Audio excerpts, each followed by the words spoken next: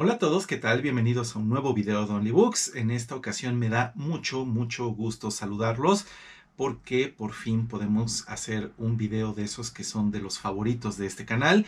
Es 24 horas leyendo.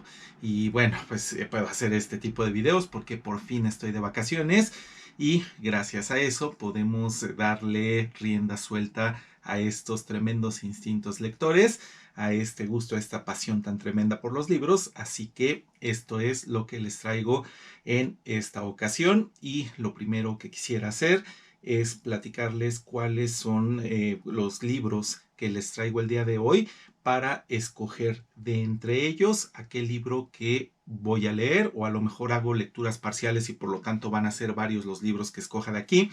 Vamos a comenzar con el video mostrándoles entonces estos libros. Una de las opciones más fuertes, más probables para el día de hoy es el cuento de Las nieves del Kilimanjaro de Ernest Hemingway, este gran amigo de James Joyce, que también eran compañeros de parranda.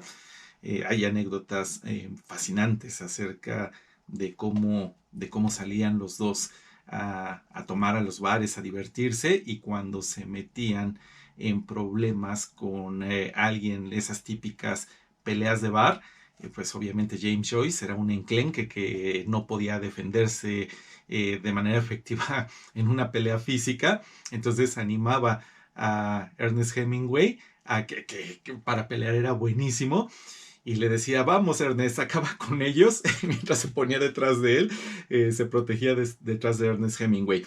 Bueno, pues aquí tenemos Las nieves del Kilimanjaro, un libro muy profundo.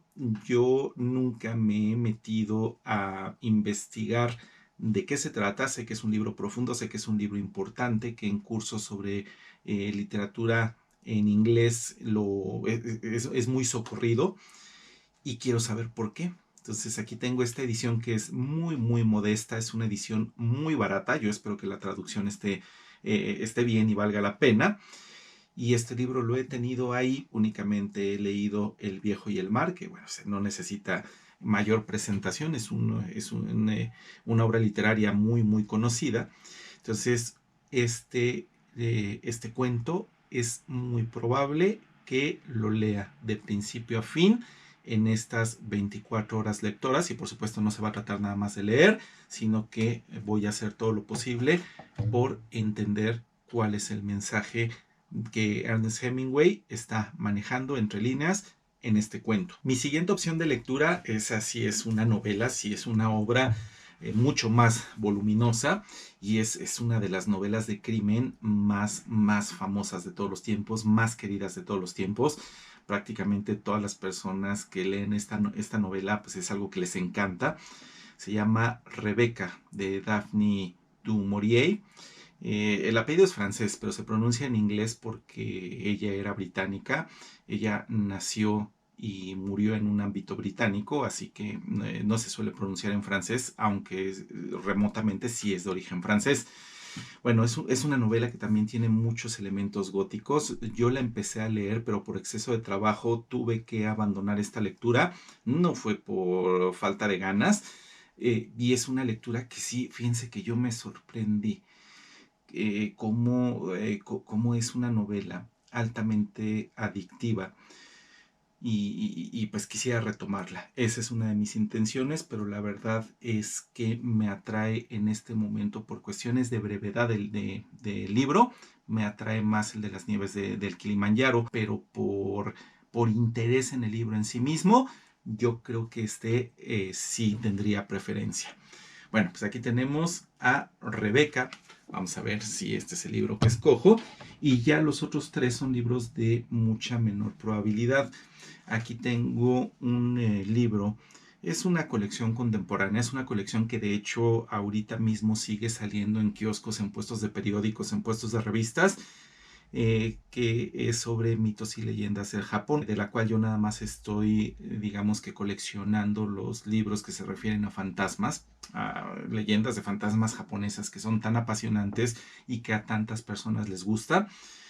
Salen Tsukumogamis, bueno, yokais en general, Tsukumogamis, salen yureis, y en este caso Este es un libro que se llama La Yokai Yuki Onna, o La Mujer de las Nieves, la hija de las nieves, dice aquí, que es una leyenda famosa que tiene muchísimas variantes, y a mí me interesa también abordar este libro y estudiarlo muy bien. No solo para mí la lectura no nada más se queda en el placer estético, bien podría ser así, no hay ningún problema, pero no, yo sí destazo los libros, aprendo mucho de ellos, porque además esto en particular me sirve mucho para mis clases, porque a mis alumnos les encantan las leyendas de fantasmas y sus favoritas son las de las leyendas de fantasmas japoneses.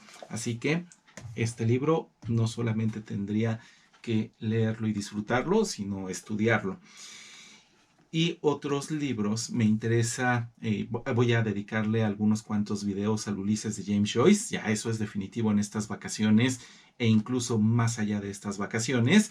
Así que planeo empezar a estudiar, a leer, no porque ya lo leí, sino a estudiar de plano el primer capítulo, que es el más sencillo, que es el más accesible, y creo que si uno lo estudia con mucho cuidado y mucho detenimiento, puede ser un trampolín que nos dé un acceso muy efectivo a todos los demás capítulos del Ulises.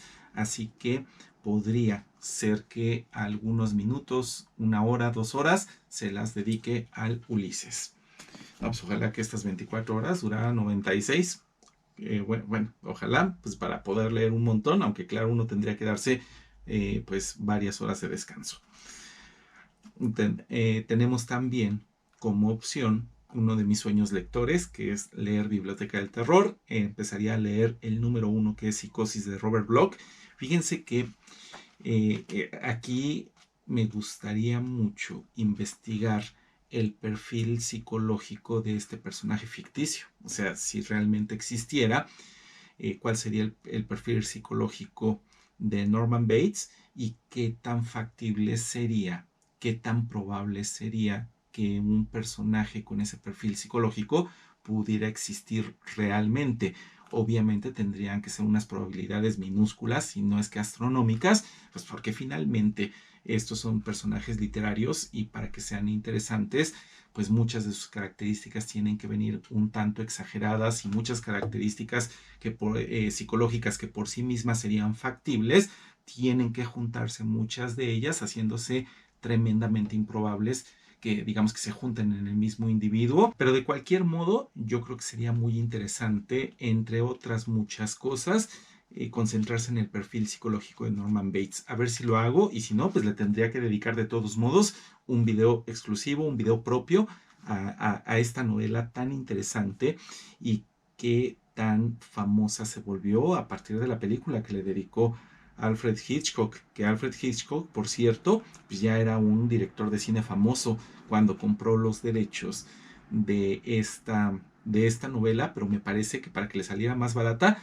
se las arregló para hacer una oferta que digamos que fuera una oferta donde el nombre del comprador no fuera conocido, una especie de oferta anónima, y así pues acabó pagando mucho menos dinero del que hubiera sido de otra manera por los derechos del libro de Psicosis, y Robert Bloch acabó pues ganando no demasiado en el aspecto de monetario, en el aspecto de dinero, pero fue muy afortunado porque pues la película lanzó también al gran estrellato el nombre pues del autor, del escritor. Bueno, pues todas estas son mis opciones. Vamos a ver con qué comienzo. Por cierto, un dato que se me estaba olvidando mencionar ahorita que estoy hablando de Hitchcock por la cuestión de Robert Bloch, es que otra de las películas más famosas de Hitchcock pues era la de los pájaros. Y la de los pájaros, curiosamente, está basada en una obra literaria de uno de los autores que tenemos hoy, precisamente de Daphne de Maurier. Y eso sí se me hace una pequeña casualidad, pero es que bueno que se da para que les pueda comentar el dato. Por cierto, el libro de los pájaros, bueno, es una obra literaria corta, entonces yo no la he visto vendida como libro individual, sino como parte de un libro donde vienen varios relatos de la autora, pero sí es algo caro y no me lo he podido comprar. Espero que algún día pueda conseguírmelo, pero pues es que tampoco es nada más cuestión de dinero, sino que también es cuestión de tener tiempo. Pero bueno, ahorita que son vacaciones me voy a atascar de lecturas. Entonces ahora sí, vamos a continuar con el video. ¿Y qué creen? Les tengo otro corte informativo. Es algo que no sabía si mencionar o no, porque yo no suelo festejar este tipo de cosas. Lo que sucede es que la cantidad de suscriptores del canal, la cantidad de suscriptores de OnlyBooks ya va en 9, lo estoy viendo desde aquí, va en 9,998 suscritos.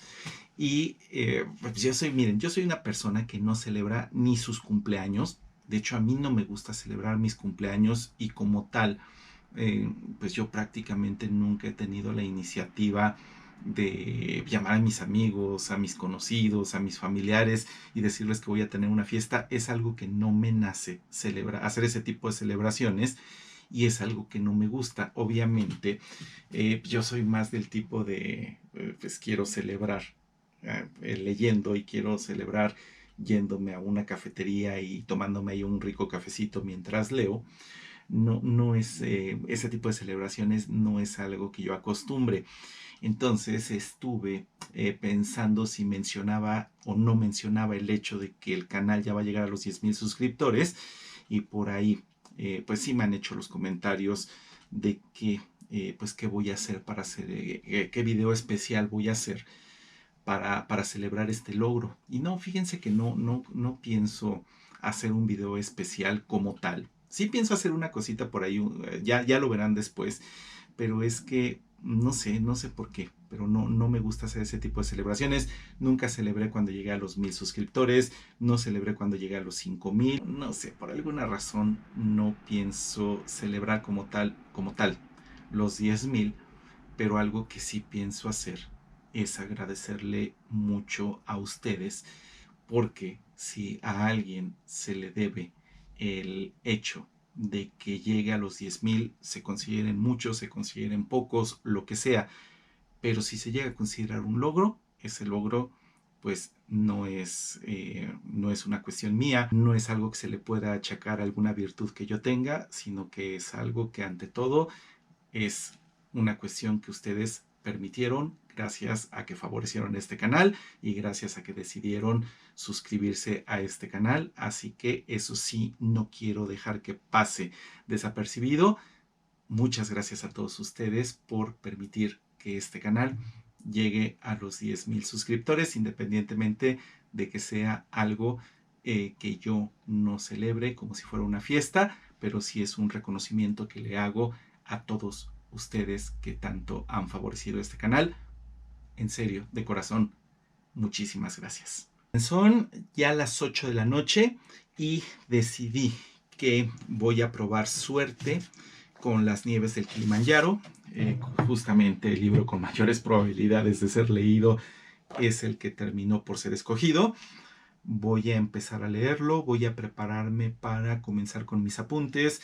Ahorita voy a decidir si me preparo un chocolate, si me preparo un té o si me preparo un café para acompañar la lectura y pues empezar con ella y decirles también, porque hay algunas personas que expresan cierta preocupación y sobre todo una cosa bien rara es expresan cierta indignación porque piensan que es peligroso hacer un video de 24 horas leyendo. A ver, primero, antes de comenzar con la lectura, déjenme decirles a todas las personas que de una manera o de otra se preocupan por esto, que un video de 24 horas leyendo es un video que no es de ninguna manera improvisado. O sea, no es que tú vayas caminando por la calle o estés sentado en el sillón leyendo y digas, ¿por qué no hago ahorita mismo un video de 24 horas leyendo? No es un video improvisado, es un video que tiene una planeación, que tiene una planificación, donde tú debes de venir de una cierta cantidad de descanso y debes de asegurarte que cuando las 24 horas leyendo terminen, vas a tener un periodo de descanso que sea, que sea suficiente y pertinente.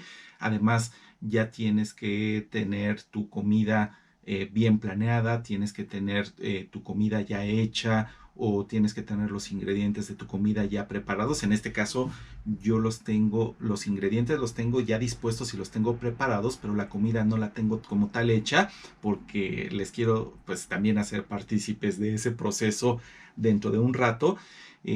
También no son 24 horas leyendo, o sea, no crean que 24 horas leyendo vas a tener la cabeza metida en el libro por 24 horas seguidas sin hacer ninguna pausa. No, por supuesto que haces ciertas pausas, incluso si te sientes muy cansado, puedes hacer pausas que sean muy significativas, a lo mejor pausas de 1, de 2 horas o de lo que sea necesario, o incluso suspender el video si es que fuera lo pertinente. Entonces, por favor, este tipo de videos están cuidadosamente diseñados para que uno no ponga en riesgo su salud. Porque sí, luego he recibido comentarios donde incluso se expresa una indignación tremenda de que cómo me atrevo a hacer estos videos, de que son videos que reflejan una especie de incontinencia por la lectura. O sea, por Dios, estos videos tienen una cierta lógica y tienen una cierta planeación. Ya dicho eso, ahora sí, vamos, bueno, me voy a hacer mi tecito. Yo creo que, ay, no, de hecho, ahorita voy a decidir si es un café o es un té o un chocolate y me voy a empezar a poner a leer y ahorita van a ver la metodología que pongo en práctica cuando leo un libro, porque mi metodología es de lectura profunda, es de ponerme no solo a leer, sino a estudiar. Entonces, vamos a comenzar. Lo dicho, ya son 10,000 suscriptores. Les reitero, muchísimas gracias, pero vamos a celebrar tal y como se debe, y eso es trabajando. Entonces vamos a comenzar con las nieves del Kilimanjaro, pero yo tengo un sistema y ese sistema consiste en hacer apuntes sobre el libro, hacer una lectura profunda, y más cuando se trata de un cuento que por lo tanto es una lectura corta. Se le puede aplicar muy bien esta técnica de lectura profunda. Entonces, bueno, pues vamos a comenzar. Y aquí voy haciendo mi apunte. Miren, generalmente cuando me encuentro en esta situación, le pongo la cámara rápida, pero por ahí ya me han llegado a decir que sería mejor que ponga, digamos que durante unos cuantos minutos la cámara a ritmo normal y que vayan viendo el trabajo que voy haciendo, y ya en los cortes de cámara pues yo sigo leyendo. Pero bueno, ahorita lo único que les puedo decir es que voy a empezar a poner los datos en este apunte que voy a conservar ahí para siempre en mis archivos, y voy a recurrir a ellos cada vez que sea necesario. Por ejemplo, si decidiera hacer un video exclusivo acerca de las nieves del Kilimanjaro, entonces vamos a poner aquí, por cierto, algún día voy a hacer un video sobre esto, o sea, sobre cómo hacer apuntes acerca de una lectura para maximizar la comprensión de la lectura y para maximizar el aprendizaje. Es todo un arte, o sea, no es cualquier cosa. Bueno, vamos a seguir.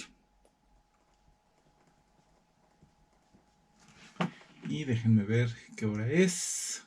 Ok, son las 9:23, porque tuve que cargar un poquito la batería. Ay, ¿qué creen? Me terminé por hacer un chocolate. O sea, el que menos probable veía, que era un chocolate mexicano, eso fue lo que terminé por hacer. Bueno, es el más rico, entonces creo que no hay problema. O sea, lo voy a disfrutar, y ahorita me van a acompañar a hacer la cena, pero mientras pues, vamos a leer un buen rato. Ok.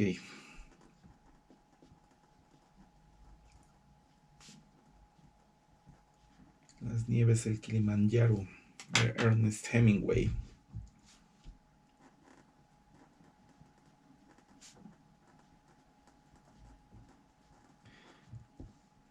Listo.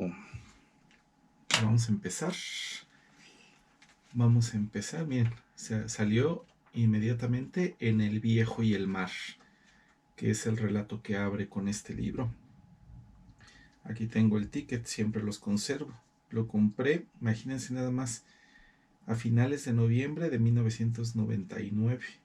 Tiene ya 16 años prácticamente que compré este libro, y apenas luego de estos 16 años tengo la oportunidad de leer Las nieves del Kilimanjaro, que es lo que pasa es que soy un lector lento, precisamente porque soy un lector que trata de aprender lo más posible de estas lecturas. Ya les hablaré con mucho detalle sobre la técnica de lectura profunda.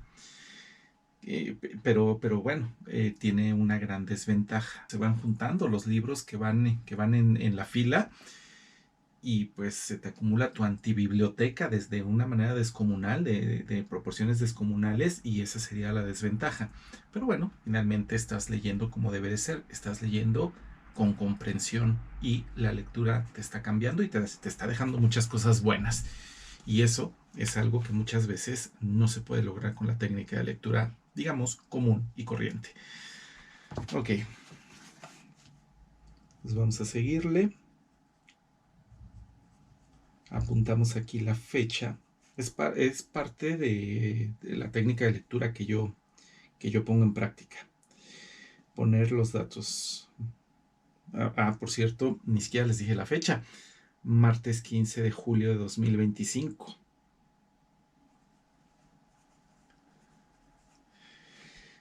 Estoy en mi biblioteca y son ya las 9:26 de la noche. Acompáñenme a leer Las nieves del Kilimanjaro. Y pues mientras ustedes, si quieren, pónganse a leer o acompáñenme de alguna manera que a ustedes les resulte muy satisfactoria.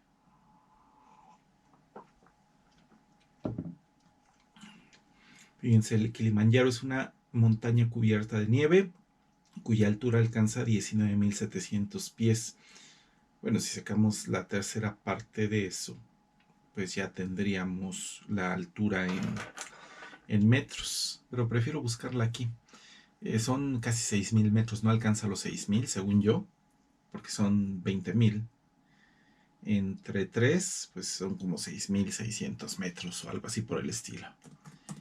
Kilimanjaro, montaña en Tanzania, en África. Pues es muy famoso por eso, el Kilimanjaro, por ser la montaña más alta de todo el continente africano. Ok, citada en Tanzania, pero yo quiero o sea, fíjense, es que, a ver, se recuerden, el contexto estoy aplicando lectura profunda. En lectura profunda no te quedas con ninguna duda, incluso aunque sea una lectura de un dato tan aparentemente simple. Bueno, ahorita la voy a aplicar parcialmente, pues porque tampoco se trata de que este video sea insoportable y que sea tan extenso. Pero fuera de cámara sí voy a ir profundizando. Fíjense lo que dice aquí. 5.891 metros. 5.891.8. 5.892. A ver, me da curiosidad. Fíjense nada más que locura. El método de lectura que yo tengo, que es no quedarse con ninguna duda. Me da curiosidad ver qué tan certero es este dato de altura que viene en el libro con respecto a lo que sabemos hoy en día, que tenemos técnicas más avanzadas para medir la altura de las montañas. Entonces, si pongo 19.710 pies y lo multiplico por 0.305, que son 30.5 centímetros lo que mide un pie, aquí dice 6.012 redondeando, 6.012 metros. Miren, soy científico, biólogo, con curiosidad universal. O sea, yo le doy mucha importancia a todo el conocimiento. No nada más me quedo en literatura. Y con literatura me refiero a obras literarias tipo novela, tipo cuento, cosas por el estilo. También me voy mucho a filosofía y a literatura científica, tanto ciencia dura como divulgación, porque yo lo que quiero es comprender cómo funciona el mundo y quiero comprender por qué los seres humanos somos como somos.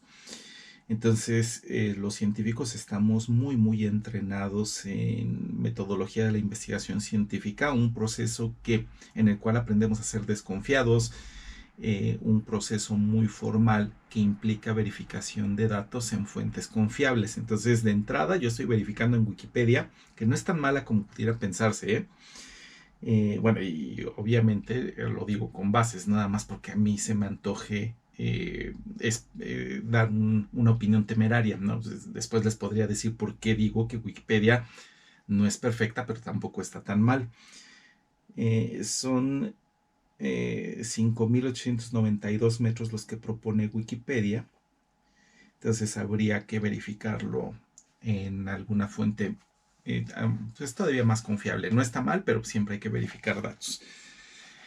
Es una, es una diferencia de 120 metros el que se da en el libro de Hemingway con respecto a lo que hoy sabemos, en principio, que mide el Kilimanjaro. Es una montaña cubierta de nieve y cada vez menos por culpa del calentamiento global, por culpa de nosotros, los seres humanos, cuya altura alcanza 19.710 pies y se dice que es el macizo más alto de África. La cima occidental recibe el nombre Masai y aquí viene un nombre que habría que ver exactamente cómo se pronuncia, o que significa.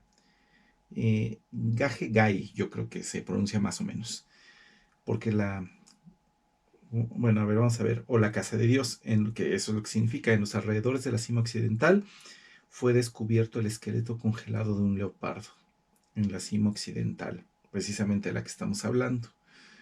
Se ignora que buscaba el leopardo en esas alturas.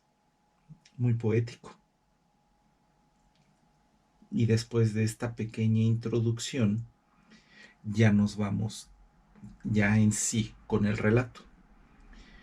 Lo mejor es que es indoloro, comentó él. Eso indica cuándo comienza.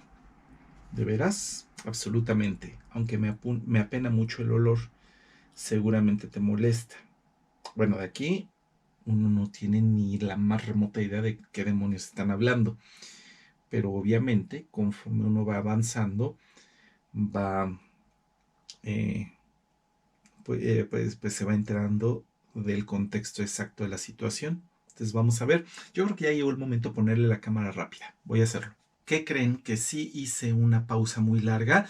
En lugar de ponerme a leer, de continuar con la lectura, pues dije, no, a ver, fuera de cámara, voy a aplicar así de manera plena la técnica de lectura profunda y me puse a investigar muchísimas cosas. De hecho, ahorita son las 10:24 y sí hubo cosas muy interesantes. Por ejemplo, ahora ya sé la pronunciación exacta de estas dos palabras del idioma Ma de los Masai, que se escribe N-G Ngai, sería Nayenai. Esa sería la pronunciación correcta. Nayenai, que significa precisamente casa de Dios. Naye casa, Nai Dios. De hecho, me parece que Nai significa, podría ser tanto Dios en general como la principal deidad de los Masai. Por cierto, los Masai son un pueblo, es que me puse a investigar muchísimo, ya tengo los datos aquí en la memoria. Los Masai son un pueblo que aquí nos lo están poniendo en el contexto de Tanzania. De hecho, son de dos países africanos, son de la costa central oriental de África y son del sur de Kenia y del norte de Tanzania. Ahí viven los Masáis, que según esto, pues su idioma principal es el Ma, pero también son capaces, supuestamente, de comunicarse en suajili, muchos de ellos, e incluso en inglés. Y como me dio mucha curiosidad la lengua de los Masái, la lengua Ma, me puse a investigar un poquito y, a ver, tuve una corazonada. No sé si conozcan ustedes a este youtuber que tiene varios millones de suscriptores, que se llama Xiaoma. Bueno, se llama Xiaoma, es el nombre que él mismo se puso. Ari Smith es su verdadero nombre. Es un estadounidense que tiene una facilidad pasmosa para aprender idiomas. Los que lo conozcan, pues ya saben más o menos de lo que estoy hablando. Les recomiendo el canal de Xiaoma. Él, obviamente, pues, su lengua nativa, su lengua madre es la del inglés, pero el chino mandarín lo sabe prácticamente como un hablante nativo y como les digo que tiene una facilidad tremenda, impresionante, para aprender idiomas.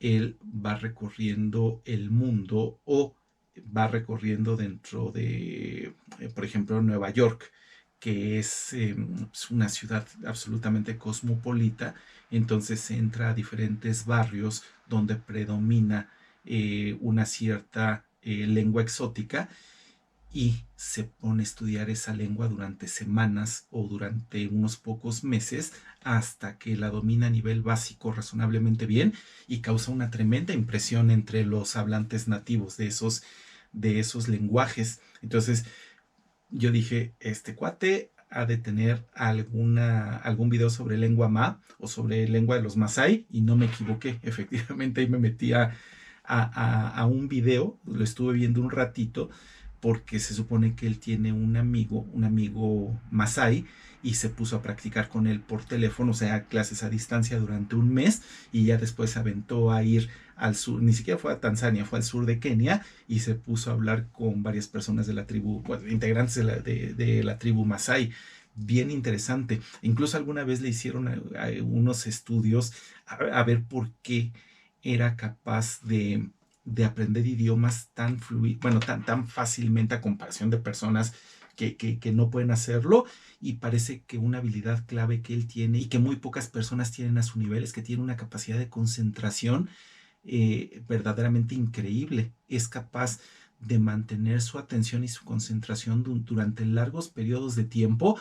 Y eso es en gran medida, no completamente, porque además pues el estudio deja muchas interrogantes, pero en gran medida eso es lo que le ayuda a aprender de manera tan efectiva. Bueno, entonces aquí decíamos que en lenguaje masái pues estas palabras de Nayenai significa la casa de Dios. Acuérdense, simplemente las montañas muy altas suelen significar eso de una manera o de otra. Por ejemplo, en el caso de los griegos, de los antiguos griegos, la casa de los dioses, el palacio de los dioses, lo ubicaban en la cima del monte Olimpo. Bueno, entonces, bueno, investigué algunas otras cosas más.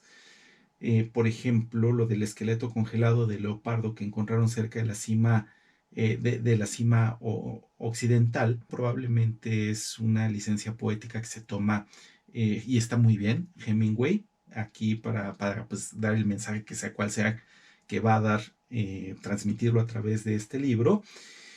Y aquí me encontré otro dato. Se supone que este hombre yace en un catre a la vasta sombra de un árbol de mimosa. Y me puse a investigar porque la mimosa aquí hay en México, bueno, y en muchos lugares del mundo hay una planta que es muy famosa, que es la mimosa púdica, la famosa planta sensitiva o la pudorosa también. Recibe varios nombres esa plantita que si tú la tocas, las hojitas se cierran como si se estuvieran protegiendo. Incluso si le das un golpe a la ramita completa, la rama también se va para abajo. Bueno, ese arbusto es una planta que puede llegar a tener el tamaño de un arbusto. Si lo dejas crecer sin control, va desarrollando espinas y sí se vuelve un arbusto de una apariencia un poquito tosca, a diferencia de cuando es una planta relativamente pequeña. Es muy bonita, estoy muy familiarizado con esa planta y se supone que pues en la frontera entre Kenia y Tanzania no suelen crecer mimosas. Las mimosas suelen ser arbustivas, no arbóreas, como en este caso nos está diciendo. Lo que sucede, la explicación es que en tiempos de Hemingway, a unos árboles que sí abundan muchísimo en África, las famosísimas acacias, esas que tienen unas espinas grandísimas, son esos árboles, las acacias, que son inconfundibles, que tienen una especie de copa muy amplia, pero al mismo tiempo aplanada, como en forma de sombrilla, y que pueden tener troncos retorcidos de formas también muy peculiares. Esas son las acacias. Entonces existía la costumbre en tiempos de Hemingway de que como las acacias y las mimosas son plantas de la misma familia, son las leguminosas, por ejemplo, el frijol pertenece a esa familia, y como las acacias y las mimosas pertenecen a la misma familia, las hojitas se parecen mucho. Entonces me parece que esa fue la razón para que en ese entonces a las acacias también aunque no eran mimosas, se les diera el nombre genérico de mimosas, porque aquí me saltó mucho este dato. Entonces me puse a investigar y no, sucede que no se está refiriendo como tal a una mimosa, se está refiriendo a como le decían a las acacias, que en ese entonces, por una cuestión de apariencia superficialmente coincidente, eh, pues a esas acacias les decían mimosas. Pero entonces, si nosotros tenemos en la mente este dato, la lectura se va haciendo más precisa. Hasta ahí voy. Ahora, una aclaración que yo creo que a mí me parece importante, espero que también a ustedes. Habrá muchos que piensen que este método de lectura intelectualiza, racionaliza demasiado el libro o el cuento que nosotros en el cual estemos poniendo la atención en este momento. Y fíjense que es todo lo contrario. O sea, no es que no intelectualices, no racionalices mucho lo que tú estás leyendo, porque están viendo de hecho que así es, sino que actúa a todos los niveles. O sea, te conecta mucho más con lo que estás leyendo, establece un vínculo más fuerte y no solo empiezas a entender más desde el punto de vista técnico y desde el punto de vista racional e intelectual el libro, sino que también empiezas a valorarlo más desde el punto de vista emocional, porque estás entendiendo el contexto de manera mucho más amplia que si solamente estuvieras aplicando el método de lectura tradicional. Entonces, créanme que lo que yo estoy leyendo hasta ahorita está teniendo mucho más significado que si lo estuviera leyendo pues de la manera común, la cual no está mal, porque este método de lectura es muy sacrificado, es muy difícil y simplemente no se puede aplicar más que si tienes mucho tiempo libre a un cuento, y es prácticamente imposible aplicarlo a una novela completa, dado que la extensión de la novela lo hace impracticable. Así que pues ahí va esa opinión, o sea, ojalá que la tomen en cuenta, porque verdaderamente la lectura, créanme, no se echa a perder. La lectura se empieza a disfrutar de una manera mucho más intensa que si no practicaras este método de lectura exhaustivo. Muy bien, voy a seguirle.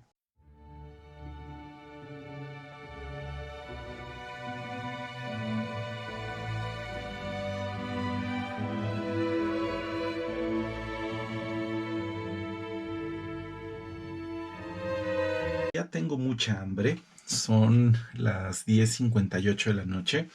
Yo creo que ya voy a ir a hacer la cena. Ahorita les voy a platicar un poquito acerca de eso, pero déjenme decirles que la lectura va interesante. Ahora, no podría platicarles demasiados detalles a menos que les hiciera algunos spoilers, que yo creo que, miren, los spoilers no son tan graves.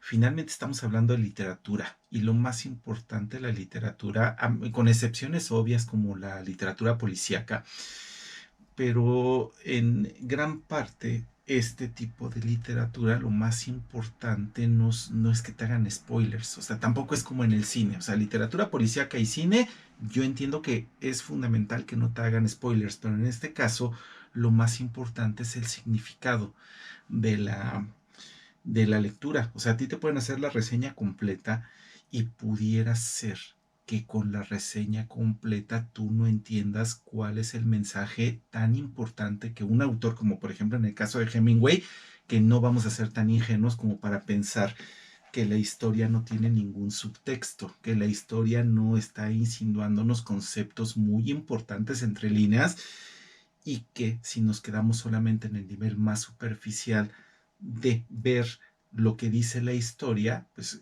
entonces no vamos a entender realmente lo fundamental. ¿Qué nos quiso decir el autor con esta historia? ¿Qué nos quiso decir con el subtexto? ¿Cómo nos está trabajando el subconsciente? De manera que por esa razón a mí no me parece tan, digamos, que un pecado tan imperdonable andar dando spoilers en las lecturas. Pero bueno, a lo mejor a muchos de los que están viendo el video en este momento sí les parece importante, así que voy a tratar de recortar los spoilers al mínimo. Pero bueno, son personas, es una pareja de esposos. Harry se llama, no sé cómo se llama la mujer todavía, pero el marido se llama Harry. Harry tuvo un accidente, pudiendo haber visitado otros lugares, pues ellos decidieron visitar África. Me imagino que estamos en el contexto de los alrededores del Kilimanjaro. Me imagino todavía no le ha avanzado más que un par de páginas y él está en una situación un tanto desesperada, pero parece que ha sufrido, bueno, sí sufrió un pequeño accidente que al parecer no tuvo la mayor importancia, no tuvo mayor trascendencia, pero resulta que de ese pequeñísimo incidente, ni siquiera accidente, un incidente, su vida está pendiendo de un hilo y él parece ya estar pues un tanto aceptando la situación y el desenlace aparente que va a tener esa situación, mientras que su esposa está terriblemente angustiada. Y obviamente ya ando viendo más o menos por dónde podría ir el mensaje de esta lectura. Es un poco parecido a ese libro de Stephen King que se llama de ese carro, pero no es el de Christine, es el otro acerca de un carro maligno, Buick, el número 8, donde pues el mensaje en gran medida de esa lectura es que parecería ser que lo que nos pasa nos está impulsando hacia nuestro propio destino. Es como si alguna especie de deidad, como si alguna especie de Dios nos tuviera reservado un lugar al que nosotros tenemos que llegar y que cada parte de nuestra vida tiene un cierto significado. Pero no, el mensaje de ese libro de Stephen King es que la vida es simplemente una sucesión de cosas donde necesariamente en algún momento de la vida, después de vivir muchos años, nos va a tocar una sucesión de eventos improbables que nos va a llevar a la desgracia más terrible y a la desgracia más absoluta, que es una visión de vida que sí podría ser la correcta, o sea, podría ser que realmente es lo que pasa, un encadenamiento de cosas que no tienen mayor sentido y que sin embargo son las que definen nuestra vida. Eh, y en ese sentido, ese libro de Stephen King, aunque como lectura es extraordinaria, el mensaje es deprimente. Creo que Ernest Hemingway aquí, en estas dos primeras páginas que llevo, nos está insinuando algo así como que algo parecido. O sea, te rasguñaste y no te curaste lo suficientemente a profundidad de ese rasguño superficial y ahora todo indica que te vas a morir nada más por una estupidez sin mayor trascendencia. Algo así como lo que le pasó a Albert Camus cuando él en sus cuadernos privados escribió que los accidentes automovilísticos le parecían la manera más estúpida y absurda y sin sentido de morir, y terminó muriendo al estrellarse en la carretera con un plátano, con un árbol de plátano, no con un banano, sino con un plátano. Plátanus hispánica se llama. Lo que pasa es que aquí en Latinoamérica estamos muy acostumbrados a que le decimos árbol de plátano o plátano al banano, pero no. Aquí me estoy refiriendo a ese árbol enorme que puede llegar a medir más de 50 metros de altura y que por tradición, por ejemplo, en Europa estaba muy sembrado para que diera sombra cuando los carros todavía no se habían inventado y los carruajes jalados a caballos eran muy lentos, entonces se acostumbraba a sembrar el camino con plátanos, con plátanos hispánica.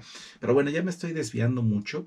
El caso está en que creo, o sea, sí me afecta la lectura, sobre todo porque empiezo a hacer una lectura intertextual. Una lectura intertextual significa que vas relacionando entre libros diferentes, y eso aumenta muchísimo el poder, el mensaje, la influencia que el libro va a acabar teniendo en ti. O sea, empiezo a enlazarlo con Buick número 8 de Stephen King. Incluso me empieza a incomodar a nivel emocional esta novela porque es un mensaje terrible. O sea, tú puedes haber llevado una vida plena, una vida increíble, y de repente por una sucesión de eventos completamente fortuitos a lo largo del día, llega el momento en que te atropellan y te mueres. Y no tuvo mayor significado. Es una vida que sí tuvo plenitud y significado, acaba siendo terminada por un encadenamiento de eventos que no tienen la mayor trascendencia, pero que tuvieron el efecto final de definir completamente el final de tu existencia. Bueno, pues así es el método de lectura profunda. Fíjense nada más todo lo que nos deja. Bueno, eh, aprendí muchas otras cosas. Podrá parecerles un fastidio, o sea, todo esto que les estoy platicando, espero que no, porque realmente es un método de lectura que nos deja muchísimas cosas.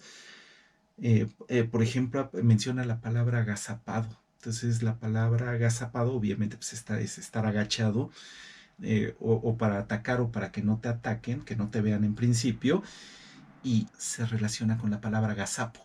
Lo que pasa es que los gazapos son los conejos cuando son bebés, cuando son muy pequeñitos, y los conejos bebés tienen el instinto de que cuando se sienten en peligro se agachan para estar lo más en contacto que se pueda con el suelo y se quedan quietos para que no los vean. Entonces, cuando uno tiene esa misma actitud de que te agachas en el suelo para que no te vean, en este caso no nada más como actitud defensiva, sino que también podría ser como actitud ofensiva, como actitud de ataque, preparándote para atacar a tu enemigo. Entonces de ahí viene la palabra agazaparse.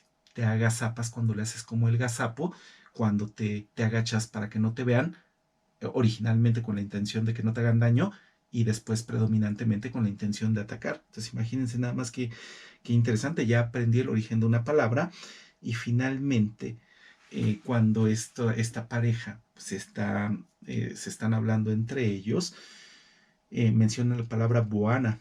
La palabra buana, esa que tanto hemos escuchado en películas y que tanto hemos visto en caricaturas, incluso leído en libros, como en este caso en Las Nieves del Kilimanjaro de Hemingway.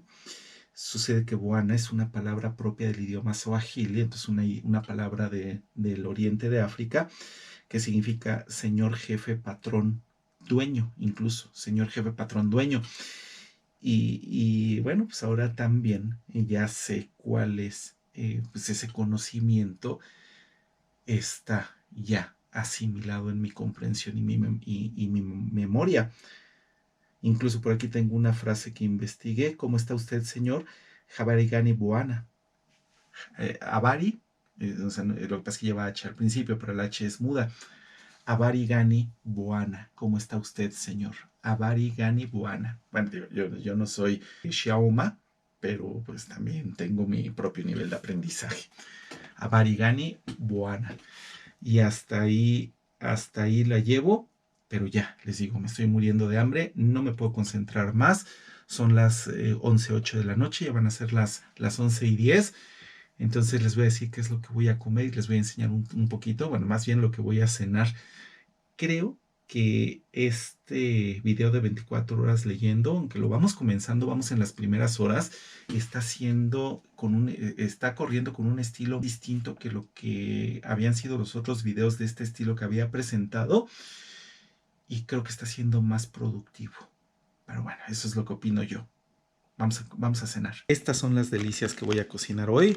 Voy a empezar con esta sopa de pasta, que pues no podía ser otra cosa que la santa patrona de las sopas de los amantes de la lectura, de los lectores. Es una sopa de letras que me dará la energía para poder entender lo que estoy leyendo. Y pues es bien fácil cocinar una sopa de pasta. Voy a licuar estos 4 jitomates, y a mí me gusta que la sopa tenga un saborcito que no esté tan marcado, pero digamos que sí lo suficiente, que sí se note a ajo, y también me gusta que tenga pues un toque de picor. Entonces le pongo un chile serrano, y eso le da pues digamos que le da un toque exquisito. También le muelo cebolla, o sea, muelo la cebolla con el jitomate, con el ajo y con el chile, y después pues obviamente hay que cocinar la sopa un poquito antes en el aceite, y pues para eso tengo un aceite muy sano aquí, aceite oleico, y ya nada más lo sazono con el caldo de pollo pues que es el que siempre uso.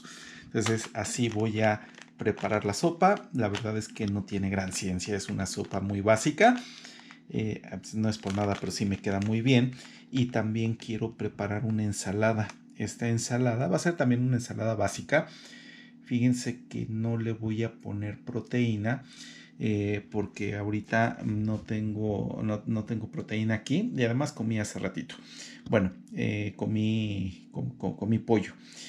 Y le voy a poner espinacas. También va a llevar su jitomate, va a llevar zanahorias, le voy a poner un pimiento y también le voy a poner también cebolla picada, y voy a ponerle estos champiñones. Lo que hay aquí adentro son aceitunas que le dan un muy buen sabor, y yo creo que le voy a poner aceite de oliva. También tengo esta opción. Aquí tengo vinagre balsámico, pero yo creo que ahorita lo que me o a lo mejor voy a hacer en 2 recipientes la ensalada, y a la parte menor le voy a poner vinagre balsámico, y a la parte mayor le voy a poner aceite de oliva. Bueno, y para acompañarme durante la velada, aquí tengo jugo de naranja, de digamos que es jugo de naranja completamente natural, que no tiene azúcares añadidos ni nada por el estilo. También tengo mi té verde, aquí está. Bueno, y eso, y obviamente con el pepino, ya con eso tengo la ensalada completa. Ahora, si quisiera más cosas, pues sí, todavía hay más cosas. Por ejemplo, aquí tengo esta manzana, y esta manzana la puedo cortar en rodajas y la puedo acompañar de yogur natural, yogur que no está endulzado, que no tiene azúcares añadidos. Le pongo miel. Aquí tengo la miel, ahí está en esa botella que se ve atrás de las espinacas. Bueno, es que tengo 2 recipientes, una que me trajeron de Veracruz, y otra que es esa marca comercial que ven a un lado, y la hago acompañar, la mezclo con almendras para que sea todavía más nutritivo. Y eso, pues para empezar, o sea, tengo más opciones, pero comí muy bien en la tarde. Les digo que comí pollo, y se puede complementar muy bien con estas cosas. Así que ahorita les platico cómo va saliendo todo. Por cierto, me faltaba decirles algo. Aquí ya ven a las aceitunas destapadas. Inesperadamente me trajeron también limones de Veracruz. Entonces, pues bueno, yo no esperaba ese regalo, pero pues, si la vida me da limones, seguramente voy a hacer limonada también ahorita. Pues voy a aprovechar, que además son limones muy buenos. Y otra cosa que no les había comentado es que para darle mejor sabor a la ensalada, pues aquí tengo varias opciones. Tengo ajo en polvo, tengo pimienta, y también tengo queso parmesano, que me encanta. Y pues sí, yo tengo que cuidar mucho mi salud, tengo que cuidar mucho mi corazón, así que me conviene este tipo de dieta, que es extraordinariamente sana. Bueno, ahora sí, ya me voy a poner a cocinar. Decidí sí ponerles el proceso de cómo hago la sopa. Bueno, pues obviamente hay que ponerle el aceite. Sí, le pongo una buena cantidad. Es que ya saben que, miren, la cocina es una cuestión en gran medida de preferencias personales. En este caso, a mí me gusta ponerle mucho aceite, pues es un aceite bastante sano, y no hay ningún problema mientras no se queme, porque cuando el aceite se empieza a quemar sí puede producir sustancias indeseables. Entonces ahorita lo que voy a hacer es freír la sopa.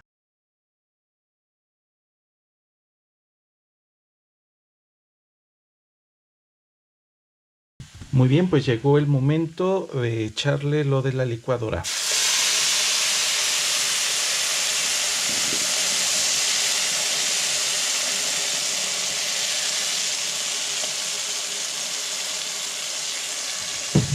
Listo.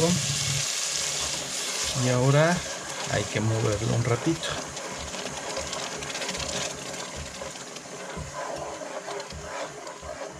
Hay que hacerlo homogéneo. Y ahorita pues se le echa el agua. Y una vez que ya esté todo razonablemente caliente, se mezcla con el caldo de pollo. Vamos a echarle agua. Hay a quienes le gusta la sopa muy seca, o sea, con muy poquita agua. No, a mí me gusta con mucha. Entonces le voy a echar un poquito más. Bueno, de hecho le voy a echar otro contenido de licuadora completo. Miren, ya está el proceso. Le tuve que poner el caldo de pollo en polvo fuera de cámara, pues porque necesitaba las dos manos, y también le puse más agua y ya se está cocinando. Es cuestión de un ratito más, unos cuantos minutos, lo que tenga que ser. Y ahora me voy a pasar a la ensalada. Ya quedó. Aquí están los resultados. Bueno, sigue en proceso, sigue cocinándose. Pero yo tengo la costumbre de que mientras en los primeros minutos de hervor saco un plato de sopa, porque tiene la mejor consistencia. Y sí, está deliciosa. Está, créanme que en su punto. Se cocinó todo de manera perfecta. El nivel de ajo, el chile serrano le dio un toque muy bueno. Está en su punto en todos los sentidos. Qué bien me salió esta sopa. Entonces ahorita nada más que se cocina un poquito más, ya le apago. A mí no me gusta hervir la sopa por mucho tiempo. Ya saben, cada quien tiene su estilo. Me gusta que la pasta todavía quede un poquito crujiente. Obviamente pues, sin que vaya a quedar cruda. Pero pues sí quedó muy bien. Qué buena sopa, en serio. Ojalá, ojalá pudieran sentir este sabor porque quedó muy bien. Y ahora vamos con la ensalada. Esto es lo que llevo con la ensalada. Es bastante sencilla. Esta no tiene gran elaboración. Simplemente voy poniendo los ingredientes por capas y los voy repitiendo. Primero la zanahoria, que es lo más duro. Después la espinaca. Le voy poniendo una combinación de pepino con jitomate, y a cada capa le voy poniendo ajo en polvo, o dependiendo también le puedo poner un poquito de pimienta.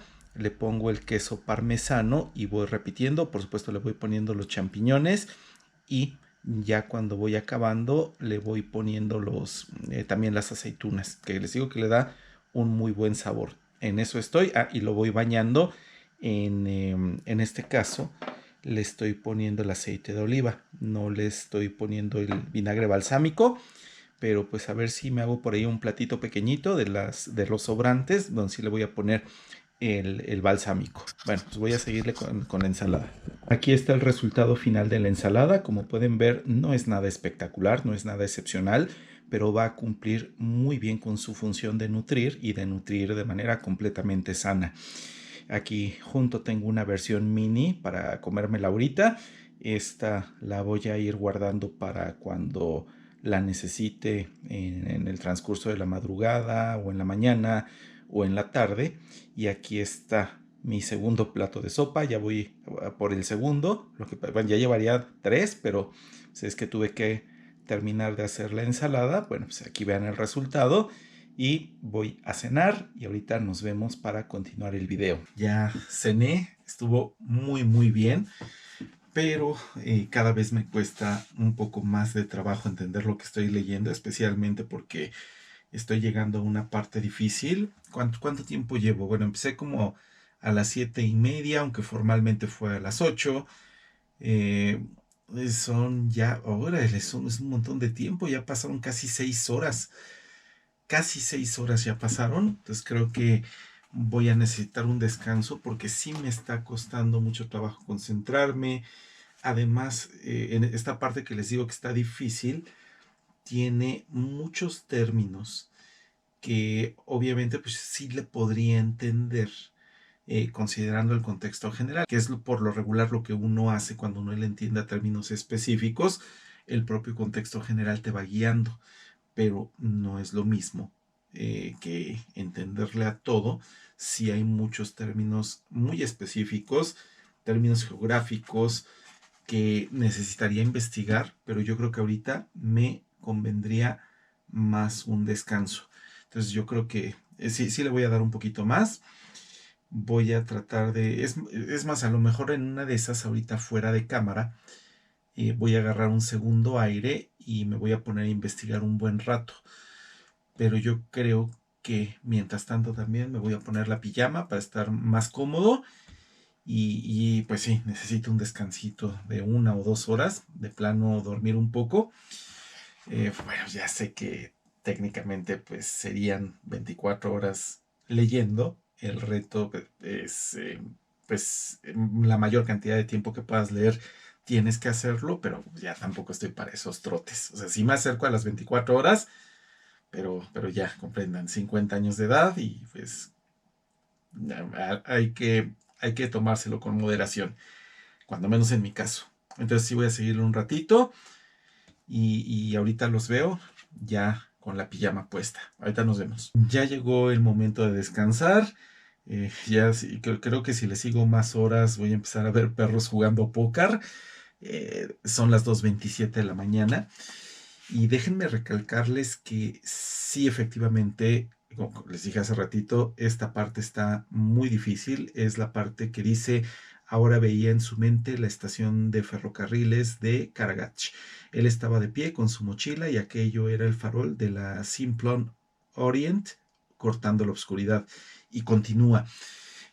A ver, también lo he dicho, no necesitas entender cada palabra, cada concepto, cada detalle para captar el sentido general de lo que Hemingway nos está poniendo aquí, que de alguna manera son recuerdos que al parecer desde mi punto de vista ahorita, por lo que entiendo, vienen para atormentar al protagonista. O sea, el protagonista está alternando entre esa estancia difícil en África, donde está pasando por problemas de salud muy serios y quizás está en las últimas, y estos recuerdos, estas vivencias, estas cosas que ya pasaron, que regresan y no parece que están regresando para nada bueno, estos recuerdos, les digo, parece que regresan para atormentarlo de alguna manera, pero, y esta es digamos que la muestra de que no se necesita entender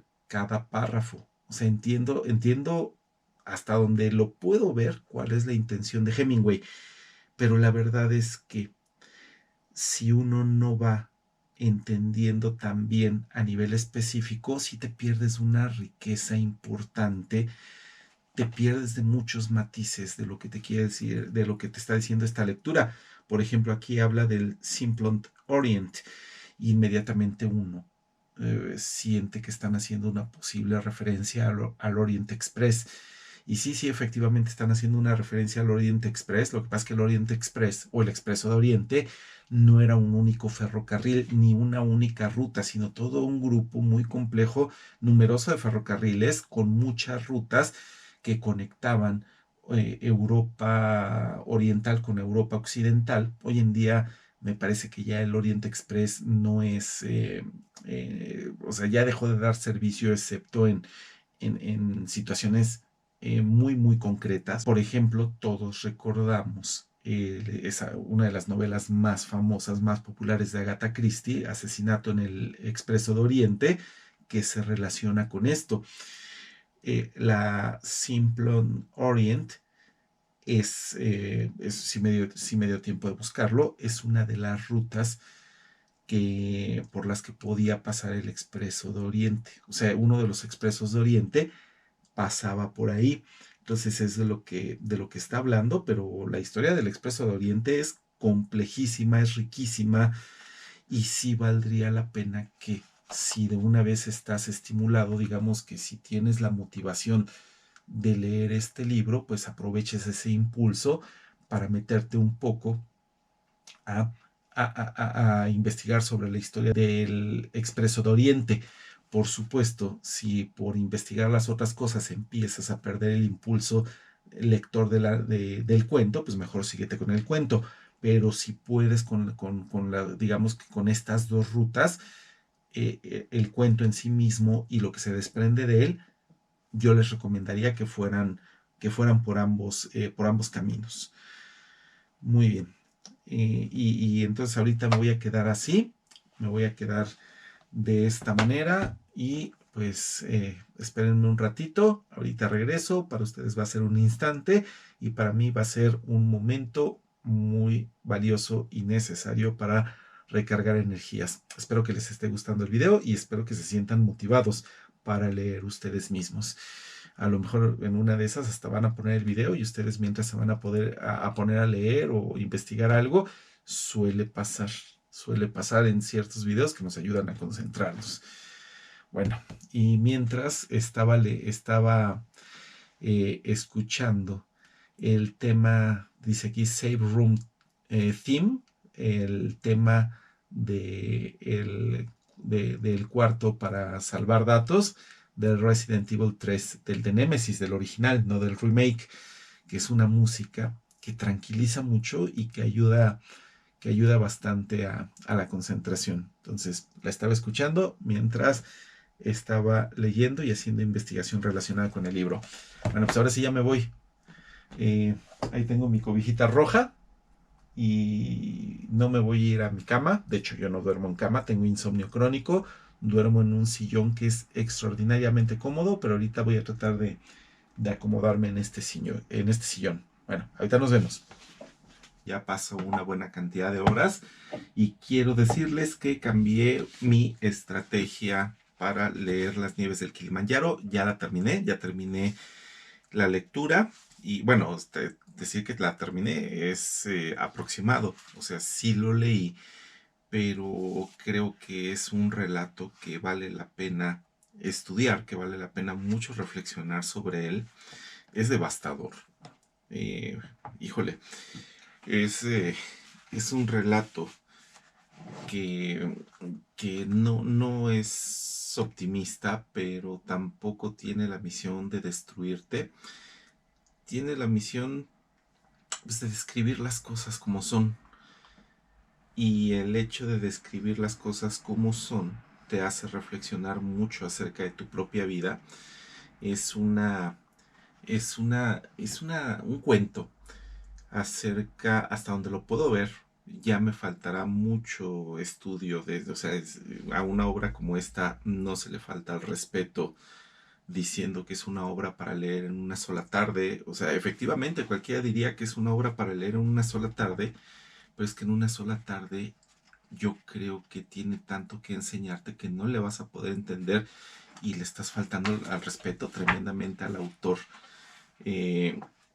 Y a la obra en sí misma. O sea, recomendar esto para leerlo en una sola tarde o incluso en un solo día, pues es como escupirle a Ernest Hemingway en la cara. Bueno, y es algo que yo no voy a hacer. Entonces les decía que Las Nieves del Kilimanjaro nos habla acerca de los ideales y de cómo traicionamos a los ideales, pues no porque queramos, sino porque caemos presas eh, pues de todo un entramado a todos los niveles. Caemos en una especie de red y esa red hace que lo que nosotros siempre quisimos como ideal lo dejemos a un lado, instalados en la rutina, instalados en la comodidad, instalados en la conveniencia, incluso instalados en la cobardía. De hecho, se me hace, ya leyéndolo, o sea, en una primera lectura, es muy importante lo que te dice al principio. O sea, lo que te dice al principio es como que aquello a lo de que deberías de aspirar y aquello a lo que deberías de estar fiel durante toda tu vida, pero pues que no se puede. En la Esto pega, o sea, a ver, ahorita les digo la interpretación del primer párrafo, pero sí pega, sobre todo a personas de mi edad, y te identificas con el autor, te identificas, perdón, con el personaje, pues porque no hay de otra. O sea, todos en cierta medida, en menor o mayor medida, somos como el protagonista de este relato. Y eso es triste. Sí, es muy triste. Y por otro lado, los jóvenes, los más jóvenes, pues podrían sacar muchas enseñanzas de este cuento de Hemingway, mucho más útiles que las que se podrían sacar de uno de esos absurdos, digamos que manuales de autoayuda. Esto es más como la vida misma, pero aún así sospecho que no servirá de gran cosa. O sea, la advertencia está aquí, pero la vida a todos niveles, es decir, tu vida como individuo, tu vida en familia, tu vida en pareja, tu vida en profesional y tu vida en sociedad, es demasiado complejo todo como para poder dominarlo. Y entonces sospecho que al final lo natural en los seres humanos es que terminemos como el protagonista de las nieves del Kilimanjaro. Las nieves del Kilimanjaro solo van a ser como un sueño al que traicionamos o simplemente un sueño que nunca pudimos alcanzar y que va a estar ahí como aquella aspiración que siempre quisimos pero que nunca pudimos. Es horrible esto.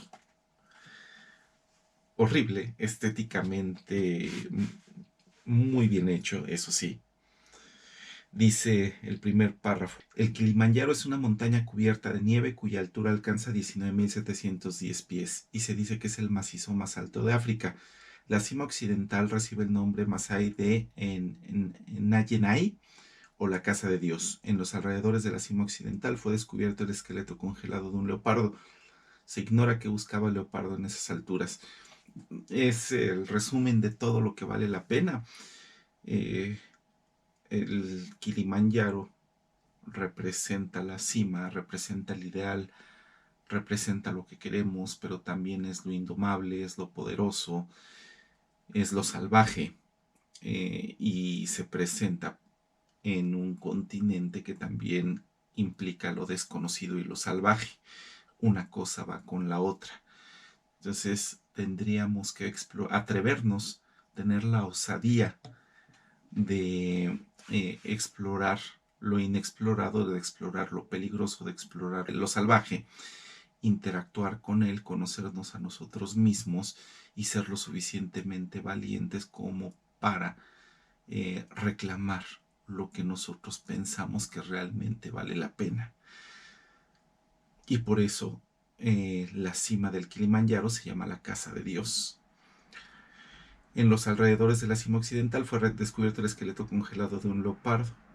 ¿Qué buscaba el leopardo en esas alturas? Pues buscaba, pues es un leopardo humanizado. O sea, lo que buscaba el leopardo es cumplir con sus sueños. No importaba el costo que estuviera implicado, porque morir tratando de alcanzar tus sueños, aunque fracases, es 1000 veces más valioso que la miserable muerte que te espera instalado en la comodidad, tal y como le pasó como le pasó al protagonista, por decirlo así. Bueno, que ahí está sujeto a interpretación, pero más o menos de eso se tratan las nieves del Kilimanjaro. Es algo en lo que uno tendría que pensar, eh, pues por muchas razones. Por muchas razones. Vean cómo todavía estoy reflexionando, me está cayendo el 20. Obviamente mi subconsciente está trabaje y trabaje y no me va a querer decir directamente las cosas, pero pues ahí tienen una joya, las nieves del Kilimanjaro. Ya con eso bastaría, con esta lectura en principio bastaría, tendría que irme con todo un proceso de reflexión, después tendría que ponerme pues, a escribir e interactuar con esos sentimientos que tengo acerca del relato y volverme a echar un chapuzón en el momento indicado. Pero eso es lo que esta lectura tiene que ofrecerles. Sí, es un shock, o sea, sí, es una lectura que te mueve, es una lectura que te puede dejar devastado, y pues por algo será catalogada como una obra maestra, por eso ha sido tan estudiada y por eso es tan importante. Bueno, chinga, y nosotros perdiendo el tiempo con novedades editoriales. No pierdan el tiempo. Bueno, obviamente muchas valen la pena. Esto fue en su momento una novedad editorial.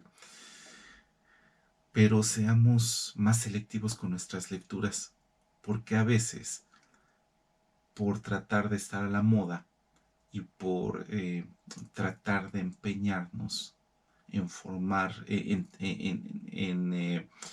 digamos que satisfacer ese sentimiento de grupo, ese opresivo sentimiento de comunidad, y decir con orgullo: yo pertenezco a este grupo, yo pertenezco al grupo de los que leen los libros de moda. A la mera hora solamente vamos a estar recordando un montón de libros decepcionantes que a lo mejor de cada 10 que leímos solamente uno valía la pena, mientras que con este tipo de lecturas, fíjense nada más el shock que representa leer cada una de ellas, que son una garantía. Bueno, ok, voy a desayunar algo rápido, regreso y ahorita pues, nos vamos a la cafetería, ahorita nos vamos a tomar un café. Sale. Nada más quería decirles que aquí tengo el inicio de mi desayuno. Hace ratito comí ensalada, la que me preparé anoche, la que les mostré en el video. Aquí tengo mi vaso de yogur con miel y almendras. Y ahí tengo más almendras detrás de la cámara. Así que voy a comer este desayuno. Ya ahorita nos vamos a la cafetería.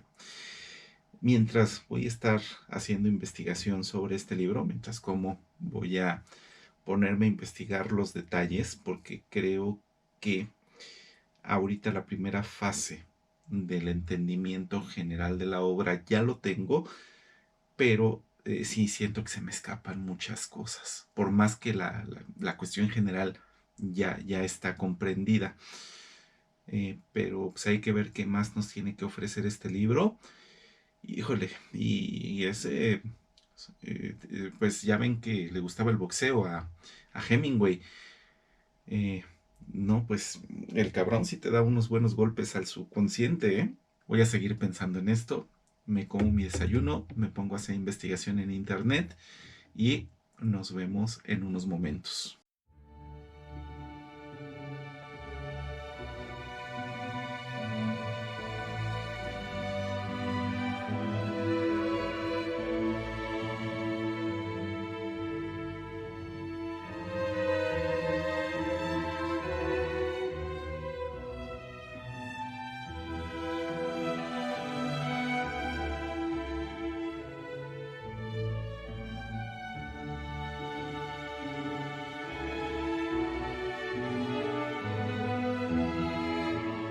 Son las 2:46 de la tarde.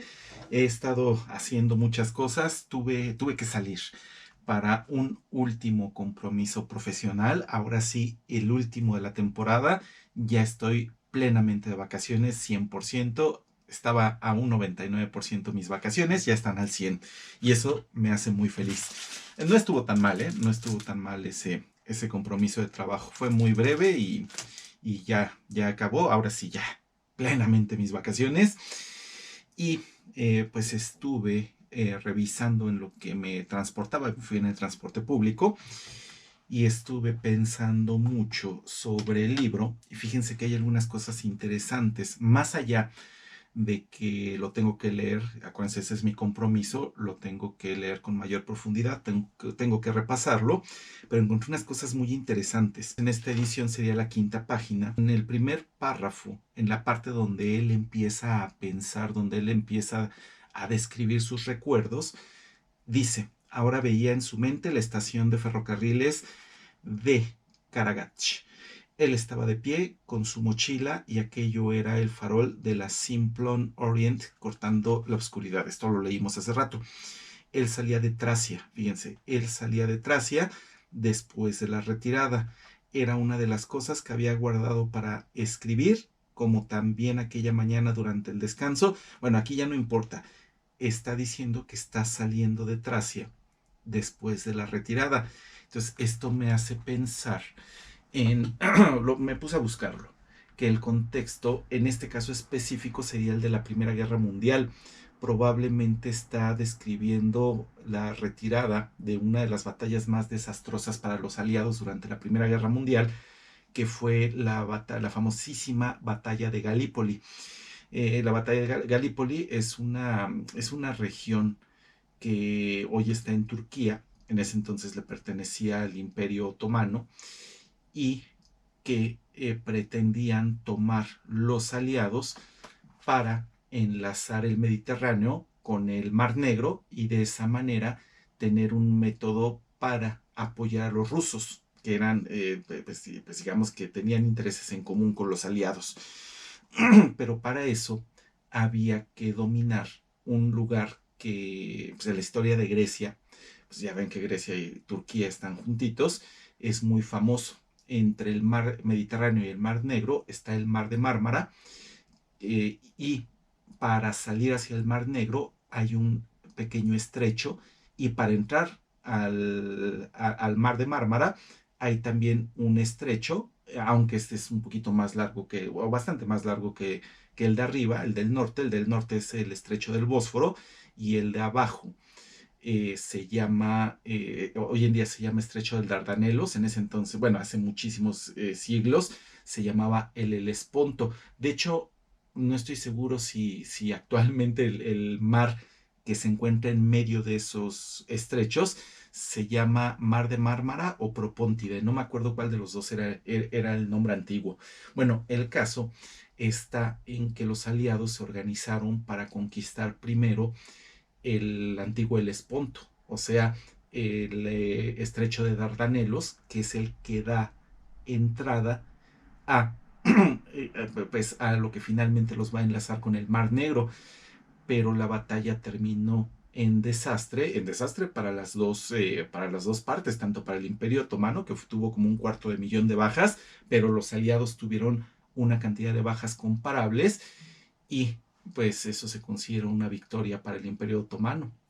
Bueno, el caso está que, por ejemplo, Churchill, durante la Primera Guerra Mundial, fue uno de los principales impulsores, uno de los principales defensores de la idea de poner en práctica este plan por parte de los aliados, y cayó en desgracia, y muchos otros cayeron en desgracia. Ya se desquitó para la Segunda Guerra Mundial porque se convirtió en uno de los principales héroes de la Segunda Guerra Mundial, y yo diría que hasta de la historia de la humanidad, Winston Churchill.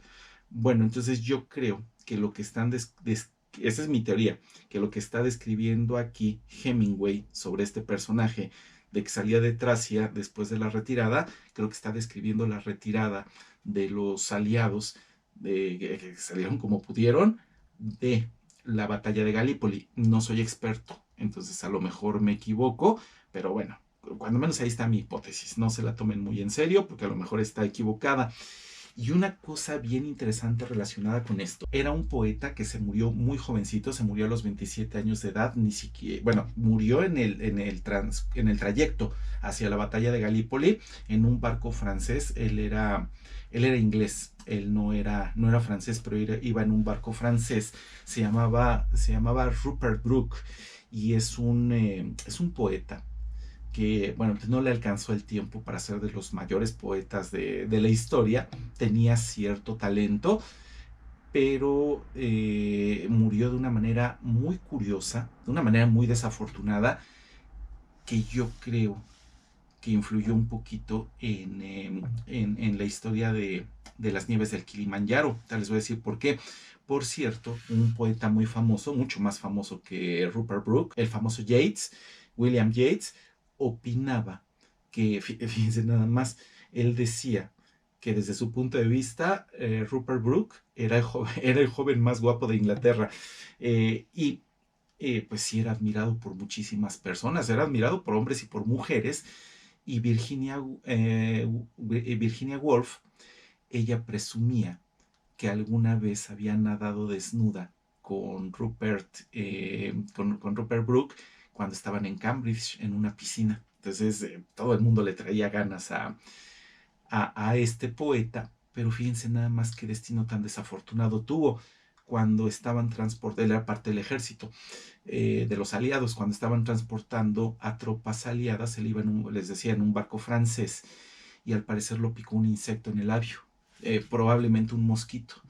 Entonces la herida se le infectó, se le extendió. Fíjense nada más qué estupidez, qué muerte tan sin sentido, y murió en el barco atacado por septicemia, en una época donde los antibióticos todavía no existían. Hoy en día hubiera sido muy fácil salvarlo. Y el personaje de las nieves del Kilimanjaro ve sellado su destino por una razón o por una sin razón muy similar, digamos perfectamente equivalente, que es por el rasguño de la espina de un arbusto. Eh, Rupert Brooke y Hemingway sí llegaron a compartir cierto tiempo, o sea, existir, digamos que en la misma época, nada más que no eran exactamente de la misma generación. Brooke pues, él había nacido en 1887, mientras que Hemingway nació en 1899, se llevaban 12 años, entonces realmente nunca, pues obviamente nunca cruzaron palabra. Si Brooke hubiera pues vivido lo suficiente, seguramente se hubieran conocido, pero no fue así. Sin embargo, obviamente Hemingway, al ser más joven, sí conoció la leyenda de Rupert Brooke, y yo creo que probablemente pudo haberlo inspirado la muerte tan absurda, tan vacía, tan sin sentido que tuvo, para, pues para darle, digamos que una muerte equivalente al personaje, al protagonista de las nieves del Kilimanjaro. No estoy diciendo que sea una especie de cuento biográfico, que está muy lejos de eso, pero fíjense nada más qué cosas más curiosas salen de una técnica de lectura profunda cuando nosotros hacemos una técnica de lectura común y corriente. Pues sí vamos a aprender muchísimas cosas, por supuesto que sí, e incluso una parte del libro se va a quedar con nosotros para siempre, pero realmente si nosotros leemos el libro hasta las últimas consecuencias, más allá, les repito, de quitarle sabor, empezamos a aprender muchísimo más, y yo creo que vale la pena el esfuerzo. Bueno, ahí se los dejo.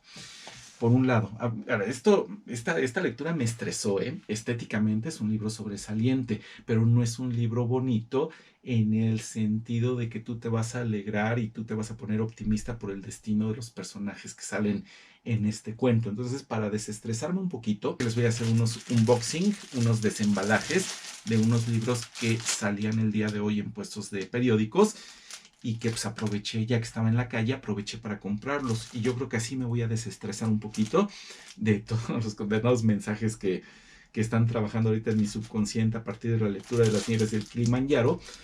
Les voy a enseñar estos libros, fíjense nada más qué maravilla, qué maravillas tengo aquí.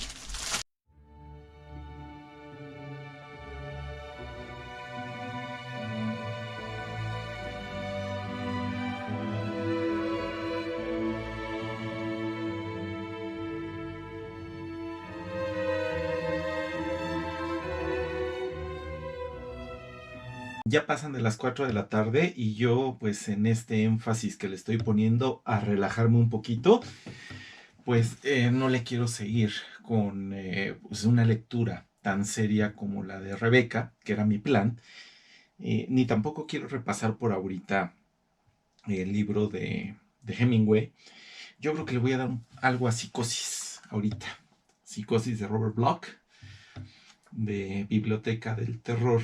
Y esto es en el ánimo de bajarle un poquito al ritmo, de pues relajarme con algo que pues en lo cual realmente me encuentro mucho en mi elemento. No es que en los otros géneros no. En el género de novela, por ejemplo, grecolatina, pues estoy perfectamente en mi elemento.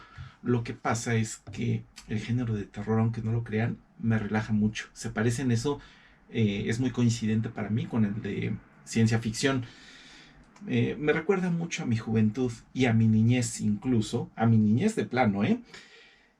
Así que pues voy ahorita a leer un poco y les hago comentarios acerca de Psicosis, si ustedes quieren. Entonces, pues voy a darle a este libro. Vamos a ver qué sale, pero miren, nada más de abrirlo. Pues es un libro antiguo, es un libro, bueno, no me refiero a Psicosis en sí misma, que sí, por supuesto que es un libro de hace muchísimo tiempo, de hace muchas décadas. Me refiero a que esta edición en particular es de mediados de los 80s. Me acuerdo cuando salieron comerciales, los anuncios en la televisión, anunciando Biblioteca del Terror, tiemble cada semana, decían. Y yo pues me súper emocioné porque tengo un gusto instintivo por este género. Me acuerdo, por ejemplo, cuando yo era niño, que pues, en ese entonces, apenas por primera vez en la historia, empezábamos a tener la oportunidad de ver películas que no fuera en el cine o en la televisión. O sea, ya se habían inventado las videocaseteras, eran un invento reciente y en casa conseguimos una videocasetera. Entonces empezábamos a rentar películas, a comprar películas en el famoso formato beta, que pues los que sean suficientemente grandes recordarán, y los que no, pues de todos modos son cosas que se saben. Luego, por ejemplo, hay personas que tienen 45, 50 años y siguen teniendo sus películas beta o las VHS que vinieron después, y pues ya incluso las nuevas generaciones pues se enteran por todos lados de la existencia de esos formatos en los que antes veíamos películas en casa. Entonces, yo recuerdo que la película del Exorcista cayó pues en nuestras manos. Yo sabía, pues, la película del Exorcista era muy famosa y siempre ha tenido esa fama por ser terrorífica. Y a mí eso me llamaba mucho la atención. Entonces, en el ánimo explícito, pensaba yo de no ser un cobarde, dije, tengo que resistir la película del Exorcista. No estoy seguro cuántos años tenía. Probablemente rondaba los 10 años de edad, quizás incluso un poco menos. Y me fui a la recámara donde estaba la televisión, la única televisión a color que había en la casa. Había otra televisión, otras dos televisiones, me parece, en blanco y negro. En ese entonces era el tipo de televisión dominante. Y las de color eran muy caras, pero pues teníamos una color. Y en esa recámara donde estaba la videocasetera, dije, no, o sea, yo nada de cobarde, tengo que ser valiente y tengo que soportar la película. Entonces, no solamente puse la película estando yo solito bien, o sea, no estaba solo en la casa, pero sí estaba solo en la recámara. Me acuerdo que cerré las cortinas, puse todo lo más oscuro que se pudo y me puse a ver El Exorcista. Y según yo, sí aguanté bastante bien. De hecho, sigue siendo una de mis películas favoritas. Luego la pongo cuando trabajo, que no es en mi biblioteca, por ejemplo, cuando en mi alcoba, en mi cuarto, cuando trabajo ahí, pongo la televisión y pongo la película del Exorcista y muchas otras también, y el ruido me relaja para ponerme a trabajar. Imagínense nada más qué locura, pero bueno, así son las cosas. Es que son cuestiones que solamente alguien al que le gusta tanto el género de terror puede entender. Pero pues espero que no me juzguen tan severamente. Ok, entonces Psicosis de Robert Bloch. Voy a empezar.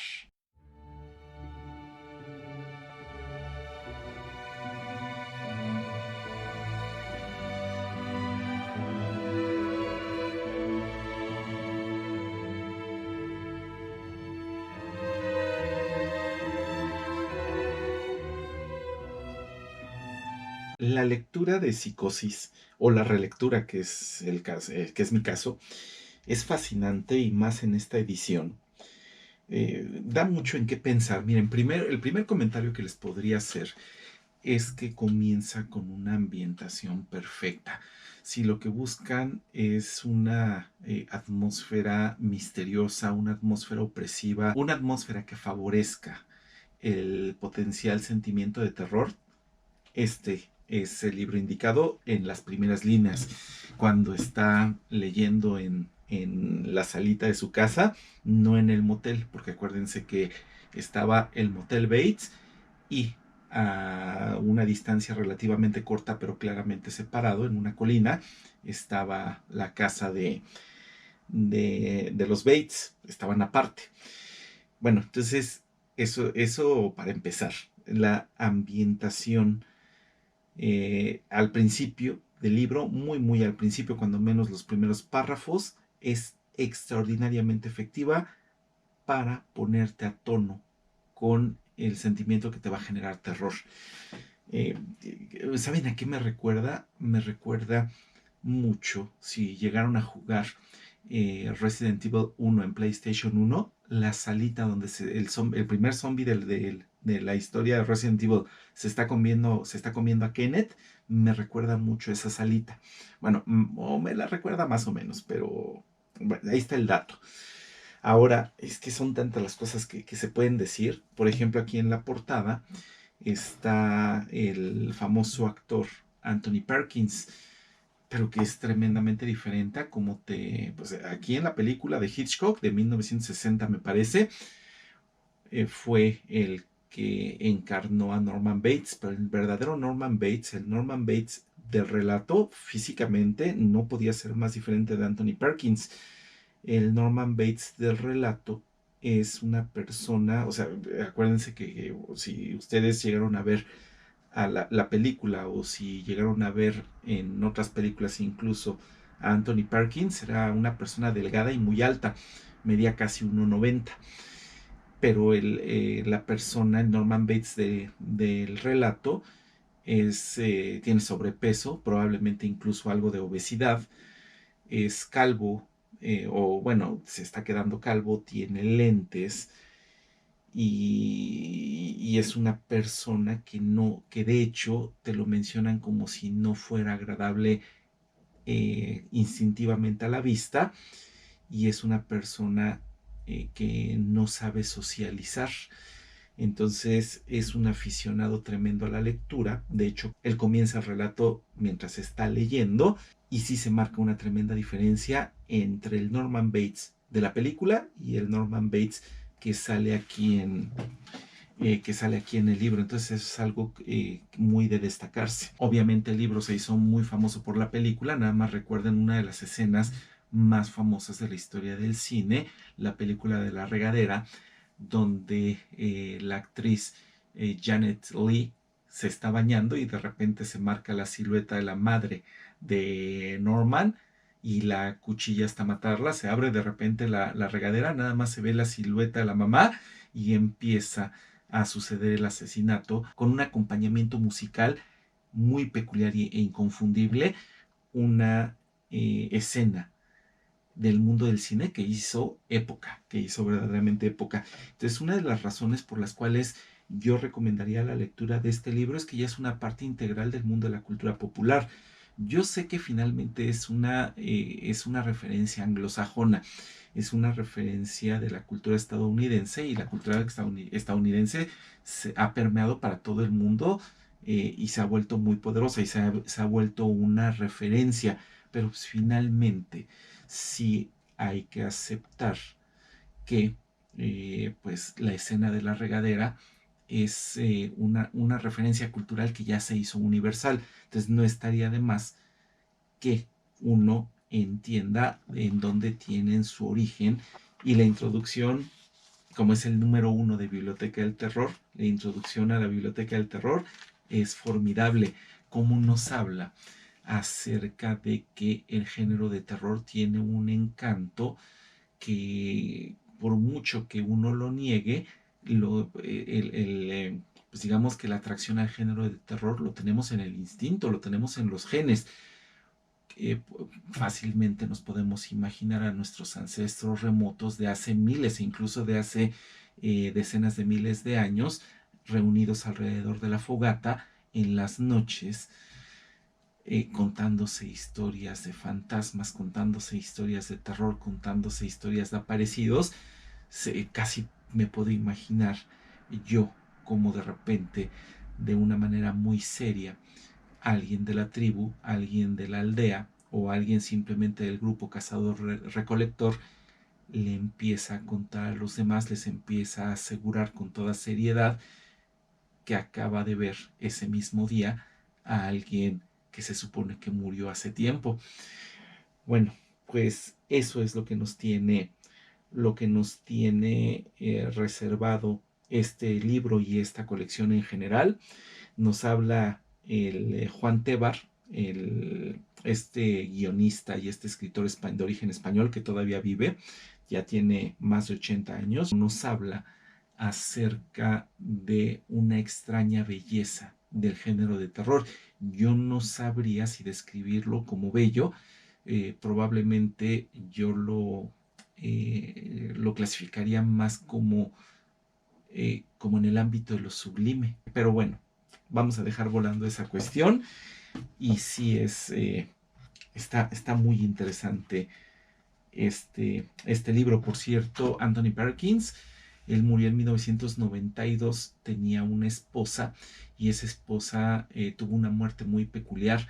Ella murió durante los ataques del 11 de septiembre, los ataques terroristas del 2001 en los Estados Unidos.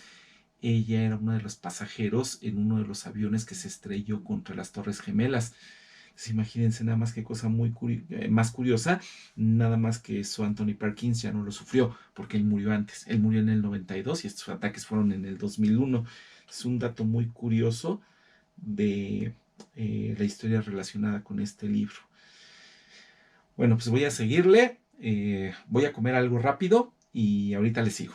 Ya hemos llegado al final de este reto de 24 horas leyendo, ya pasan de las 8 de la noche, aunque, bueno, estrictamente hablando, pues no fueron 24 horas continuas, ya por culpa de mi condición física y para asegurarme de que voy a estar bien, sí tengo que hacer cierto número de pausas. Ya les dije hace ratito que tuve un breve compromiso profesional y tuve que atenderlo, pero pues en general creo que estuvo muy bien. Leí completas Las Nieves del Kilimanjaro y además reflexioné mucho acerca del libro independientemente de que tengo que retomarlo. Sí estuve viendo acerca de Psicosis. Ahorita fuera de cámara estuve encontrando algunas anécdotas muy interesantes acerca de cómo escribió Robert Bloch el libro, porque sucede que coincidió con la actividad de uno de los asesinos en serie más famosos de la historia, de Ed Gein. De hecho, Ed Gein cometió sus crímenes a relativamente pocos kilómetros de donde vivía el propio Robert Bloch, y les digo que más o menos al mismo tiempo, a finales de los años 50, y por ahí hay una leyenda que dice que Robert Bloch, para constituir la personalidad de este personaje ficticio de Norman Bates, se inspiró grandemente en los crímenes de Ed Gein, pero hasta donde yo pude investigar, eso es más una leyenda que otra cosa. Lo que sucede es que los crímenes y la escritura del libro sucedieron, se traslaparon mucho, sucedieron muy al mismo tiempo.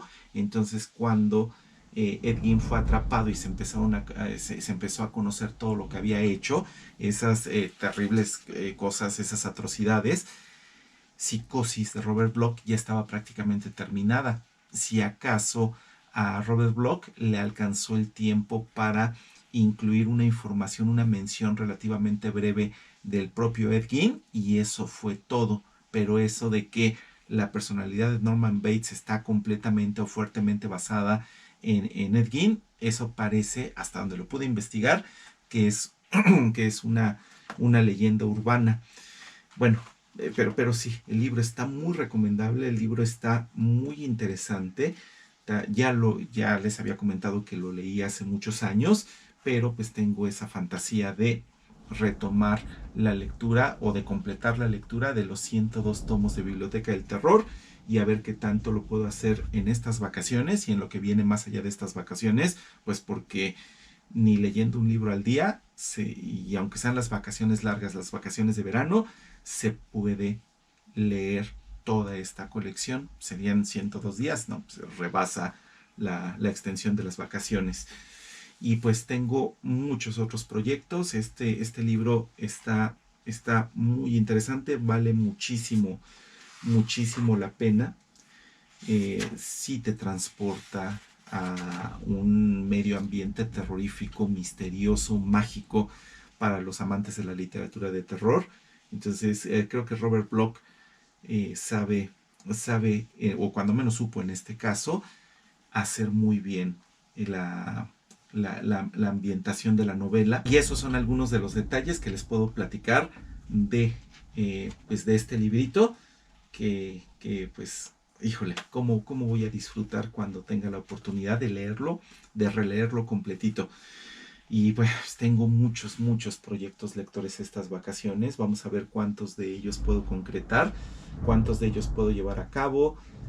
Tengo que hacer la lectura porque todavía no lo termino y lo estoy manejando en el club de lectura del canal de OnlyBooks, Rojo y Negro de Stendhal, y muchos otros proyectos más que ahorita no tendría tiempo para platicarles.